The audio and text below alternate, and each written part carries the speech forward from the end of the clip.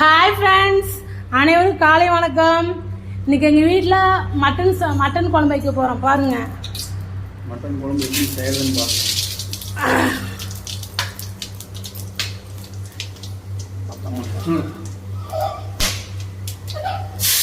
பச்சை மிளகாய் போட்டாச்சு. என்ன அதிகமாக இருக்குல்ல, பச்சை மிளகாய் போட்டு பூண்டு ஃப்ரெண்ட்ஸ், பச்சை மிளகாய் போட்டு பூண்டு போட்டால் அடி பிடிக்கும். அதனால நான் வந்து வெங்காயத்தை போட்டுக்கிறேன்.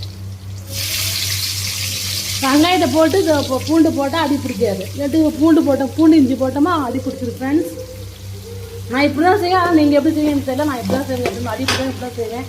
நீங்கள் எப்படி பண்ணுவீங்க எனக்கு தெரியல. மற்ற ஃப்ரெண்ட்ஸுங்கண்ணா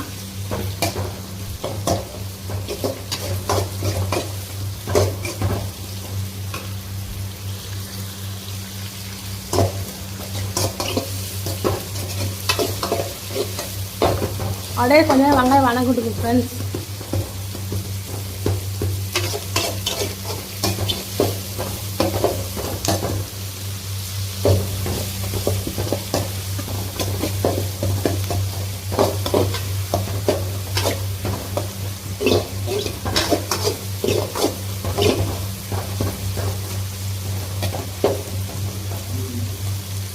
வணங்கிட்டு ஃப்ரெண்ட்ஸ், அது தக்காளி போட போகிறோம். உங்களுக்கு தேவையான தக்காளி போட்டுக்கங்க. நான் 5 தக்காளி போட்டு உங்களுக்கு தேவையான தக்காளி நீங்கள் போட்டுக்கலாம். தக்காளி வணங்கிட்டோம்.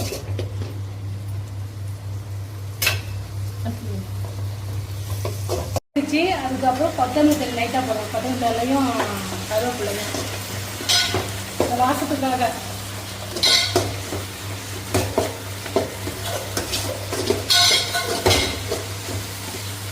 வணங்கிட்டு அதுவும் இஞ்சி பூண்டு போடுறோம். உங்களுக்கு தேவையான இஞ்சி பூண்டு போட்டுக்கலாம். நாங்கள் தேவையான பூண்டு போட்டோம். உங்களுக்கு தேவையான அளவுக்கு போட்டுக்கலாம். வாசத்துக்கு தகுந்த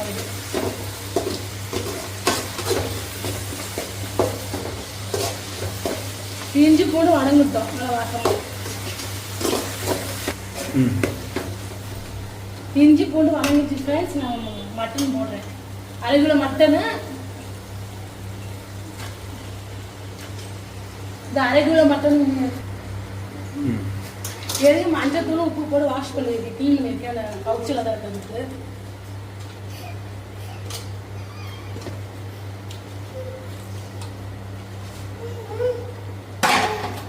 ரத்தப்பல் போகிறதுக்காக மஞ்சள் உப்பு போட்டு கழுவி வச்சுருக்கேன்.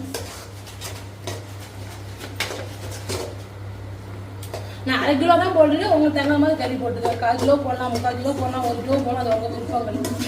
எங்கள் ஃபேமிலிக்காக 1/2 கிலோ தான் நீங்கள் எடுத்துருக்கோம். வணங்கட்டும் ஃப்ரெண்ட்ஸ். அப்படி லேட்டாக வணங்கணும். ஒரு 10 நிமிஷம் வணங்கட்டும். நம்ம அப்புறம் மஞ்சள் தூள் போட்டுக்கலாம்.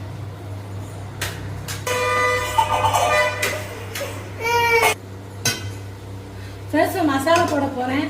கரம் masala 3 teaspoon, mutton masala packet போட்டுக்கிட்டேன்.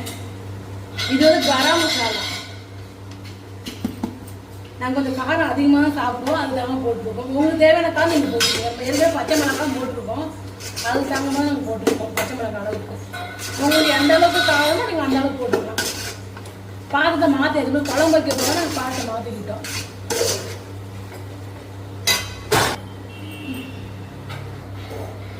மசாலாலாம் போட்டாத்துல எங்கள் ஃப்ரெண்ட்ஸ் அது கொஞ்சம் அப்படி இதாகட்டும், வணங்கிட்டோம். அந்த காரம்லாம் வணங்கிட்டோம். அது கூட லைட்டாக உப்பு போட்டுக்கணும். தேவையான உப்பு போட்டுக்கோங்க. உங்களுக்கு தேவையான உப்பு போட்டுக்கலாம். நான் தேவையான உப்பு போடுறேன். ஏற்கனவே கழுவும் போது கொஞ்சம் உப்பு போட்டிருக்கேன். நீங்கள் எந்த அளவுக்கு உப்பு செய்வீங்க அந்த அளவுக்கு போட்டுருக்கேன். எங்களுக்கு தேவையான நான் போடுறேன் கொஞ்சோண்டு.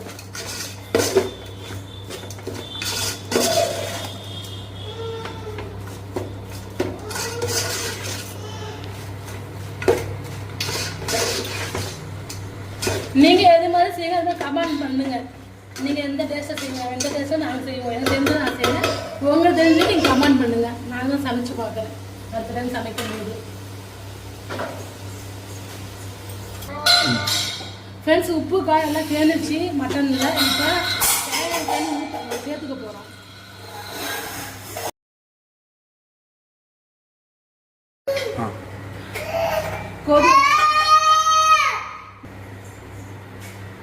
குழம்பு கொதிச்சிருச்சு ஃப்ரெண்ட்ஸ். இப்போ கொழுப்பு கொதி வந்த பிறகு போட்டால் தான் டேஸ்ட் இருக்கும். ஒட்டுக்கால் போட்டு டேஸ்ட் நல்லா இருக்காது. குழம்பு கொதி போட்டால் கொஞ்சம் இது நல்லா இருக்கும்.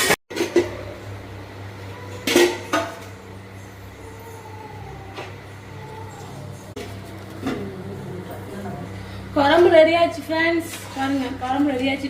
கறி வெந்துருச்சு நல்லா. இறக்கும் போது கொத்தமல்லி புதினா போட வாசமா இருக்கும். மல்லி அனைத்தும் சேர்த்துக்க 3 இறக்கி வைக்கும் போது சேர்த்துக்கிட்டு நல்லா கொஞ்சம் வாசமா இருக்கும்.